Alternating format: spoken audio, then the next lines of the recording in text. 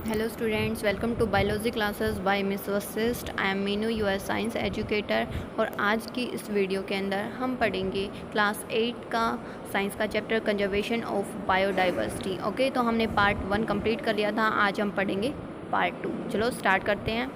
Conservation of biodiversity, तो इसके अंदर देखो स्टूडेंट्स, हमने ये वाले कल फर्स्ट पार्ट में कंप्लीट कर लिए थे, डिफॉरेस्टेशन तक, है ना। ये वाला हमने पढ़ लिया था डिफॉरेस्टेशन और उसके कंसिक्वेंसेस यानी कि उसके इफ़ेक्ट्स भी पढ़ लिए थे। आज हम आगे पढ़ेंगे। तो देखो नेक्स्ट टॉपिक आता है हमारा reforestation. Deforestation is the best way to conserve our forest and hence help the conservation of biodiversity। यानी कि क्या करता है कि जो रिफॉरेस्टेशन है वो हमारा क्या एक बेस्ट वे है एक तरीके से क्या करने का, जो हमारे फॉरेस्ट कट हो रहे हैं उनको बचाने का। और अगर फॉरेस्ट बच गए तो उससे जो जो भी नुकसान हो रहे थे वो सारे कंप्लीट हो जाएंगे, यानी कि कोई भी नुकसान होगा ही नहीं ना, सभी हमें बेनिफिट्स मिलेंगे। अब तो क्या है, हमारी जो बायोडाइवर्सिटी है वो कंजर्व रहेगी। ओके, अब देखो रिफॉरेस्टेशन की डेफिनेशन क्या हो जाएगी।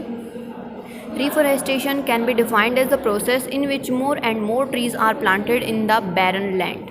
यानी कि क्या करते हैं हम रिफॉरेस्टेशन के अंदर, ये एक प्रोसेस होती है जिसके अंदर हम बहुत सारे प्लांट्स हैं, जो बहुत सारे ट्रीज़ है वो लगाते हैं किसके अंदर, इन आ बैरन लैंड, यानी कि जो एकदम खाली ज़मीन है उसके ऊपर। बैरन होता है एकदम जो बंजर भूमि बोलते हैं ना जिसको, उसके ऊपर। ओके, आगे देखो, in this process it is ensured that large number of the trees are planted then those being cut down.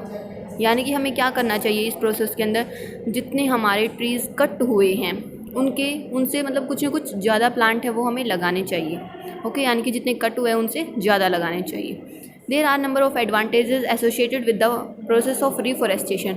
अब रिफॉरेस्टेशन यानी कि प्लांट लगा रहे हैं हम, तो उसकी क्या क्या बेनिफिट्स होंगे, क्या क्या एडवांटेजेस मिलेंगे हमें, वो देख रहे हैं। देखो फर्स्ट पॉइंट में क्या है, this process help in preventing soil erosion by keeping the upper most fertile layer of the soil intact. यानी कि अभी उसके अंदर क्या बताया था डिफॉरेस्टेशन के अंदर, जैसे जो प्लांट कट हो रहे हैं तो उसकी वजह से सॉइल इरोजन है वो भी बढ़ रहा था, लेकिन क्या है अब हम प्लांट लगा रहे हैं तो उसका अपोजिट हो जाएगा, यानी कि जो सॉइल है उसका इरोजन नहीं होगा।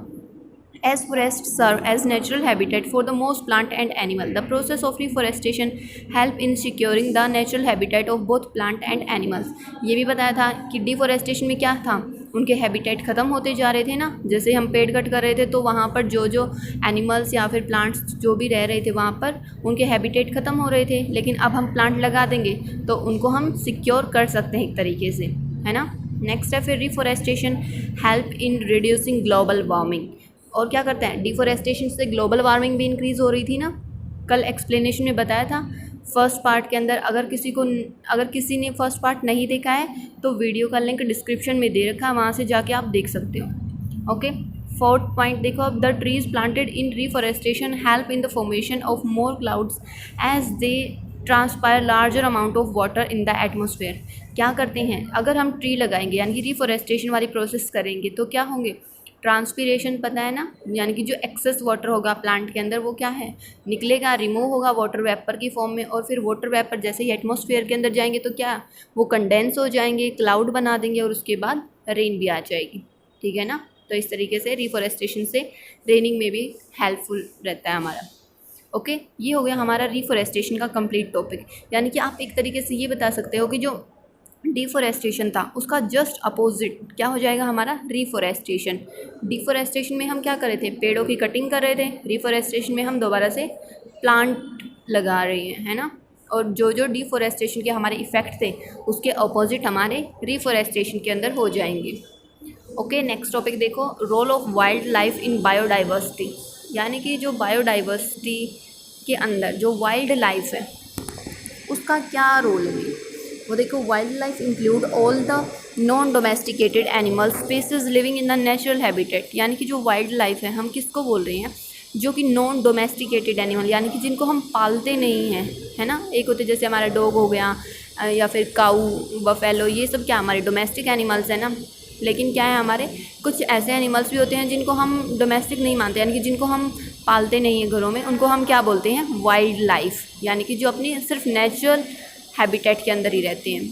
These wild animals form an important link in the food chain and play a vital role in the various nutrient cycle like carbon, oxygen, water, etc. ये क्या करते हैं, जो वाइल्ड एनिमल्स होते हैं ना, यानी कि उनकी बहुत इंपॉर्टेंट लिंक बना होता है किससे, फूड चेन से। फूड चेन क्या होती है, यानी कि जैसे आपने वो सुन रखा होगा ना कि भाई जैसे ग्रास है हमारा, तो ग्रास को कौन खाता, मान लो फ्रॉग ने खा लिया, फिर फ्रॉग को किसने खा लिया, स्नेक ने खा लिया, स्नेक को किसने उठा लिया, किसी क्रो ने उठा लिया। तो इस तरीके से फूड की एक चेन सी बन जाती है, ठीक है, जो किससे लिंक होती है, हमारी वाइल्ड एनिमल्स से, ठीक है ना।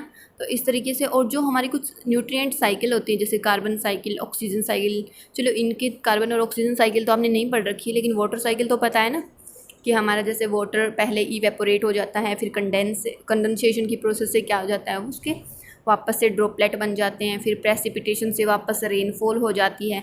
तो इस तरीके की कुछ साइकिल्स होती हैं हमारी, जो किसकी वजह से होती है, हमारी बायोडाइवर्सिटी की वजह से मेंटेन रहती हैं। ओके, नेक्स्ट देखो, the impact of wild life extinction, यानी कि इफ़ेक्ट दिखा रहे हैं हम यहाँ पर किस चीज़ का, वाइल्ड लाइफ एक्सटिंक्शन का। वाइल्ड लाइफ अभी आपको ऊपर बता दिया है। एक्सटिंक्शन का मीनिंग होता है बेटा कि कुछ भी हमारी, यानी कि जैसे एनिमल की वगैरह की स्पीसीज़ हैं वो ख़त्म होना, ठीक है, यानी कि एक तरीके से बिल्कुल ही, यानी कि अब वो अर्थ पर दोबारा नहीं दिखेंगी, ठीक है, एकदम ख़त्म हो जाएंगी। तो देखो, wild life refers to the animals that are untouched by human factor, but domesticating wild plants and animal species by humans for their benefits has affected wildlife very badly. Thus humans play a tremendous role in the wildlife extinction, but natural factors like climate changes, the pollution cannot be avoided too. Let us understand what exactly the word extinction means। देखो इसमें क्या बता रखा है कि वैसे तो wild life से हम कुछ वो नहीं करते, यानी कि हम उनको घरों में नहीं पालते हैं, लेकिन फिर भी क्या होता है, ह्यूमन है जो अपने यूज़ के लिए, जैसे कल बताया था ना पोचिंग, एक वर्ड आया था ना हमारा पोचिंग, उसके अंदर क्या है कि जो ह्यूमन बीइंग है वो अपने फ़ायदे के लिए कुछ जो एनिमल्स हैं उनको शिकार कर रहा है, उनको हंट कर रहा है, तो उसको क्या बोल रहे हैं हम, पोचिंग। तो सेम तरीके से यहाँ पर भी यही बता रखा है कि जो ह्यूमन बीइंग है वो अपने बेनिफिट के लिए क्या कर रहा है, जो वाइल्ड लाइफ है उसको ख़त्म कर रहा है, उसको मार रहा है, ठीक है ना। तो इससे क्या हो जाएगी, जो हमारी वाइल्ड लाइफ है वो एक्सटिंक्ट होती जा रही है, यानी कि ख़त्म होती जा रही है। अब देखो आगे क्या है, million of the years ago dinosaur existed but their presence is no more on the earth today. A special is called extinction when it stop existing. यानी कि डायनासोर का यहाँ पर बहुत ही अच्छा एग्जाम्पल ले रखा है कि जो डायनासोर है वो बहुत सालों पहले, मिलियन ईयर्स एगो क्या है, वहाँ अर्थ पे थे, लेकिन अब है अर्थ पर नहीं है ना। तो इस तरीके से क्या हो गई, जो डायनासोर है वो एग्जिस्ट नहीं करते हैं, तो क्या हो गई, वो हमारे एक तरीके से एक्सटिंक्ट हो गए। तो हम एक्सटिंक्शन वर्ड किसके लिए यूज़ कर रहे हैं, इट स्टॉप एग्जिस्टिंग, यानी कि जो एग्जिस्ट ही नहीं करता है, यानी कि अर्थ पर है ही नहीं, उसके लिए हम क्या वर्ड यूज़ कर रहे हैं, एक्सटिंक्ट। ओके, नेक्स्ट है फिर causes of extinction of wild life, यानी कि जो वाइल्ड लाइफ है हमारी वो एक्सटिंक्ट क्यों होती जा रही है, वो देखो। Some of the causes of the extinction of the wildlife are as follows. Loss of the natural habitat caused due to the excessive cutting of trees or deforestation, यानी कि जो वाइल्ड लाइफ है, जो एनिमल्स वगैरह हैं, उनकी जो natural habitat है, यानी कि नेचुरली वो जहाँ पर रहते हैं उनके हैबिटेट्स ख़त्म होते जा रहे हैं। किस वजह से ख़त्म होते जा रहे हैं, डिफोरेस्टेशन की वजह से। यानी कि जो ह्यूमन बींग है वो अपने यूज़ के लिए, यानी कि अब देखो हमारे जो फॉरेस्ट है उनके यूजेस देखे थे ना, हमें कहीं से टिम्बर मिल रहा है, कहीं से ऑयल मिल रहा है, किसी से फाइबर मिल रहा है, तो वो सारे के सारे यूजेस उन यूज़ करने के लिए क्या करता है, जो ह्यूमन बींग है वो पेड़ों की कटाई कर रहा है, यानी कि डिफोरेस्टेशन कर रहा है। तो उसकी वजह से क्या हो रहा है, वाइल्ड लाइफ के हैबिटेट ख़त्म होते जा रहे हैं ना। सेकेंड फिर क्या है, hunting, poaching, killing of animals for fun और for the purpose of obtaining their by products like hide और मीट। तो क्या है, कुछ एनिमल जो ह्यूमन बींग्स हैं वो अपने अपने कुछ शौक रखते हैं जिसकी वजह से वो एनिमल्स को किल कर रहे हैं, है ना। अब नेक्स्ट देखो, natural calamities like forest fires, storms, drought और फ्लड। कुछ नेचुरल कैलेमिटीज़ भी होती हैं जिसकी वजह से जो एनिमल्स होते हैं, वाइल्ड एनिमल्स होते हैं, उनको उस नेचुरल हैबिटेट से जाना पड़ता है, जिसकी वजह से वो ख़त्म होते जा रहे हैं, वो दूसरी जगह पर जाकर सर्वाइव नहीं कर पाते। Sometimes animals are introduced to place new to their natural existence, and here they have to compete not only for food and shelter but also for their survival। अब इसमें क्या बता रखा है कि जैसे मान लो कि कुछ एनिमल्स हैं, वहाँ पर मान लो कि एक फॉरेस्ट में रहते कुछ एनिमल्स, ठीक है, वहाँ पर कोई ना कोई प्रॉब्लम हो गई तो उनको अपना वो वाला हैबिटेट छोड़ के किसी दूसरे जगह पर जाने लग गए वो। तो तो जहाँ पर अब वो गए हैं वहाँ पर क्या हो गया, उनको कंपटीशन करना पड़ेगा ना। जैसे आप कहीं पर अगर एडमिशन लेते हो दूसरी जगह पर जाके, तो आपसे पहले मतलब इंटरव्यू टाइप लिया जाता है ना, कि क्वेश्चंस वगैरह पूछे जाते हैं ना कि भाई एडमिशन ले सकते हो या फिर नहीं। तो सेम तरीके से क्या है, इनको भी कम्पीट करना पड़ता है कि जो दूसरे एनिमल्स हैं अगर वो उनसे ज़्यादा स्ट्रॉन्ग होंगे तो क्या वहाँ पर सर्वाइव नहीं करने देंगे उनको, है ना। उनको फूड भी नहीं खाने देंगे, यानी कि उनको सर्वाइवल में बहुत ज़्यादा प्रॉब्लम आती है।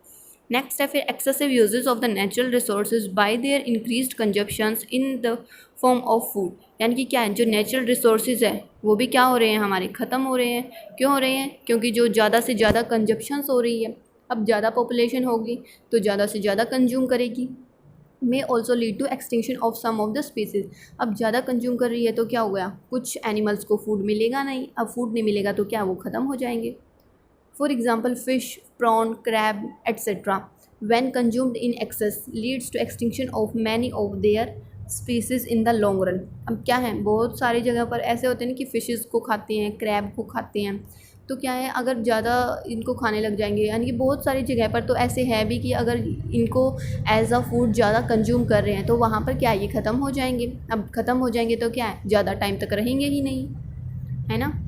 नेक्स्ट पॉइंट है construction of dams, building etcetera leads to deforestation and that results in the extinction of some of the species in the long run. ये भी वही बता रखा है जो कल बताया था ना कि डिफॉरेस्टेशन की वजह से नेचुरल हैबिटेट है वो ख़त्म हो रही है। नेक्स्ट है फिर lack of the knowledge of the wild life laws and lack of the awareness among peoples keep them in ignorance and thus become a threat to the natural existing plants and animals। अब बहुत सारे लोगों में क्या है, knowledge की कमी है, तो क्या है वो मतलब इनको ऐसे समझते ही नहीं है कि भाई ये भी हमारे लिए इम्पोर्टेंस है, तो उनकी इम्पोर्टेंस उनको पता ही नहीं है, इसीलिए तो वो उनको किल कर रहे हैं, तभी तो वो ख़त्म हो रहे हैं ना। ओके, तो ये लास्ट पॉइंट हो गया हमारा। नेक्स्ट अब हमारा एक टॉपिक आता है threatened species.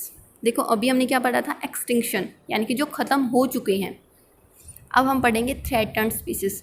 These species requires immediate protection and conservation so that they do not fall under the category of the endangered, vulnerables and rare species. ये हम आगे पढ़ेंगे भाई कि ये categories endangered, vulnerable, rare species, ठीक है। तो इसमें क्या बता रखा है, थ्रेटन्ड स्पीसीज़ हम किनको बोलते हैं कि हमारी वो स्पीसीज़ होती हैं जिनके अंदर अगर हम उनकी प्रोटेक्शन को, यानी कि अगर हम उनकी ज़्यादा प्रोटेक्शन नहीं करेंगे, उनको कंजर्व नहीं करेंगे, तो एक टाइम ऐसा आएगा जब वो एकदम से एक्सटिंक्ट हो जाएंगे। ओके, तो इस टाइप की स्पीसीज़ को हम क्या बोलते हैं, threatened species. And these threatened species are considered to be protected species of our country and where they are found. Some of the threatened species, protected species of the Indian wildlife are listed below: pythons, snow leopard, peafowl, musk deer, horned peasant, sambar, chinkara, घड़ियाल etcetera. तो देखो ये क्या होती है, हमारी कुछ threatened species, यानी कि अगर हम उनके ऊपर क्या नहीं करेंगे, कुछ भी एक्शन नहीं लेंगे उनको बचाने के लिए, तो क्या हो जाएंगी, वो एक दिन एक्सटिंक्ट हो जाएंगी। तो हमारी कुछ ऐसे स्पीसीज़ जिनको अगर हम प्रोटेक्शन दें तो क्या हो जाएंगी, बच जाएंगी। तो इनमें से कुछ हमारी स्पीसीज़ के नेम दे रखे हैं जो कि थ्रेटन्ड स्पीसीज़ हैं। तो कौन कौन सी है, पाइथन है, स्नो लेपर्ड है, पीफॉल है, मस्क डियर, ठीक है, ये कुछ नाम दे रखे हैं, ठीक है। तो ये हमारी एंडेमिक स्पीसीज़ हो गई है। अब नेक्स्ट देखो, they are geographically isolated species not found naturally anywhere else in the world.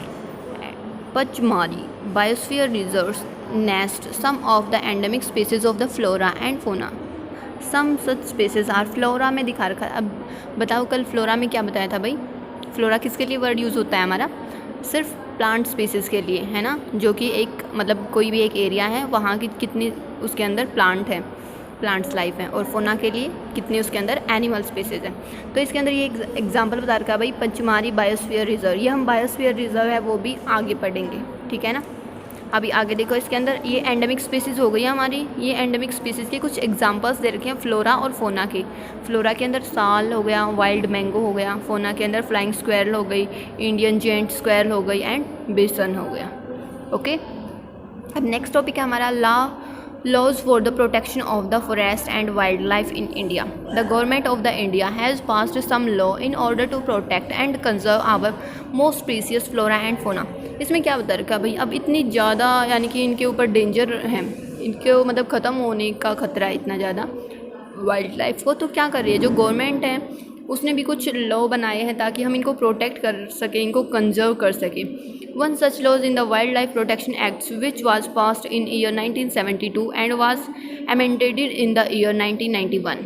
इसके लिए मतलब एक वो बनाया था, लॉ बनाया था 1972 में बनाया था, और उसको मतलब कब मतलब पास 1972 में कर दिया था, ठीक है, लेकिन वो अमेंडेड कब हुआ था 1991 के अंदर। Under this act, many protected areas have been established in different states of the country। यानी कि इसके अंदर क्या था, बहुत सारे यानी कि जो एरियाज थे डिफरेंट पार्ट्स थे जो कंट्रीज़ के, उसके अंदर क्या बताया था, forest conservation act was passed in the year 1980 and in the year 1986। अब देखो एक तो लॉ कौन सा हो गया हमारा 1972 में पास हुआ, जो एक हो गया हमारा 1980 में पास हुआ, और एक कब हुआ था 1986 में। Environment protection act was passed by the government. ये वाले हमारे कुछ लॉ थे जो कि हमारे प्रोटेक्शन किए थे, ठीक है। अब देखो कौन कौन से किए थे, यहाँ पर देखो हमारा फर्स्ट वाला कौन सा है, protected areas established under the wild life protection act. अब देखो कौन कौन से कुछ प्रोटेक्टेड एरियाज बनाए गए थे, यानी कि देखो अभी ऊपर बताया था ना अंडर दिस एक्ट, देखो जो लॉ ऑफ प्रोटेक्शन वाली लाइन है इसके अंदर थर्ड जो लाइन है इस पैराग्राफ के अंदर, under this act many protected areas have been establish, यानी कि कुछ एरिया ऐसे स्पेसिफिक कर दिए प्रोटेक्शन के लिए सिर्फ, ठीक है। अब वो एरियाज़ पढ़ेंगे हम, protected areas establish under wild life protection act, यानी कि इस वाइल्ड लाइफ प्रोटेक्शन एक्ट के तहत कौन कौन से इस तरीके के एरिया बनाए थे, तो उनका नाम रखा होगा ना कुछ।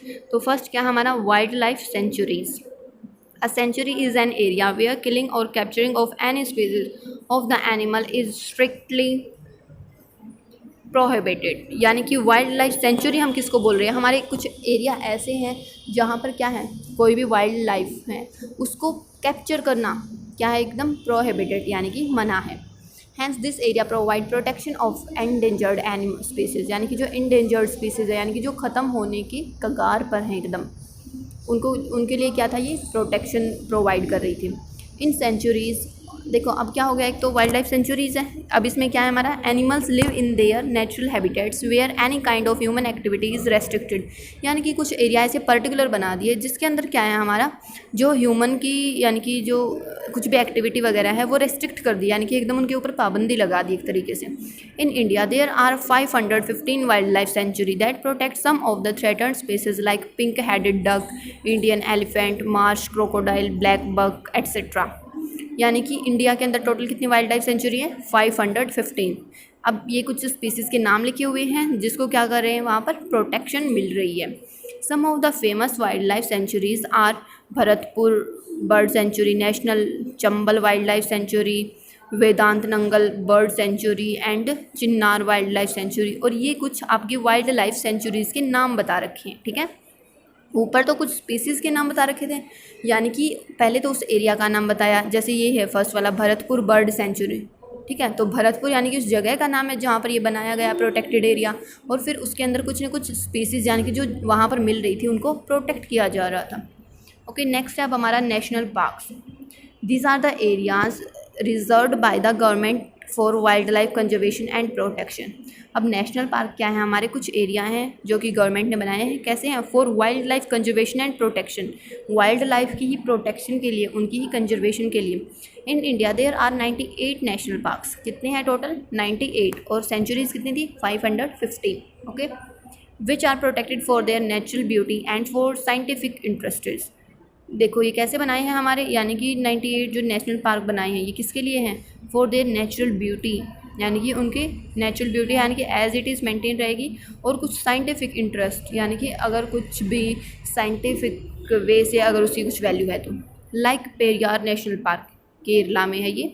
सम of the national parks where animals live in their natural habitats are given in. देखो बेटा ये नीचे क्या लिख रखा है, हमें कुछ नेशनल पार्क्स के नाम लिखे हुए हैं और वो कहाँ पर प्रेजेंट है ये भी बताया है साथ में। देखो जैसे फर्स्ट वाला है कॉर्बेट नेशनल पार्क, कहाँ पर प्रेजेंट है, उत्तराखंड में, और इसके अंदर किसको हम प्रोटेक्ट कर रहे हैं, बंगाल टाइगर को।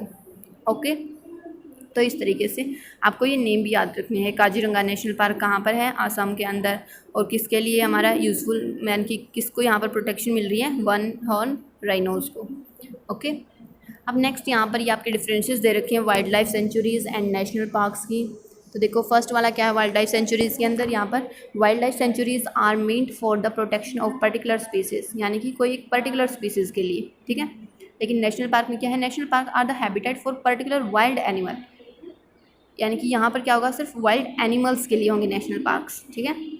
वाइल्ड लाइफ सेंचुरी के अंदर क्या है हमारा, the boundaries of the wild life centuries can be increased, यानी कि अब जो वाइल्ड लाइफ सेंचुरी है मान लो उसका एरिया थोड़ा सा कम रह गया तो उसकी बाउंड्रीज़ को इंक्रीज़ कर देंगे हम, लेकिन जो नेशनल पार्क है उनकी हम इंक्रीज़ नहीं कर सकते हैं। वाइल्ड लाइफ सेंचुरीज़ कितनी है टोटल इंडिया के अंदर 515, लेकिन नेशनल पार्क कितने हैं, सिर्फ 98। ओके, लास्ट पॉइंट देखो क्या, वाइल्ड लाइफ सेंचुरीज़ का area of wild life century कितना हो सकता है, 0.61 स्क्वायर किलोमीटर से लेकर 7,818 स्क्वायर मीटर तक, लेकिन नेशनल पार्क इससे क्या होते हैं 0.04 स्क्वायर से लेकर 3,162 स्क्वायर मीटर। तो कौन से बड़े हो गए भाई, वाइल्ड लाइफ सेंचुरी या फिर नेशनल पार्क?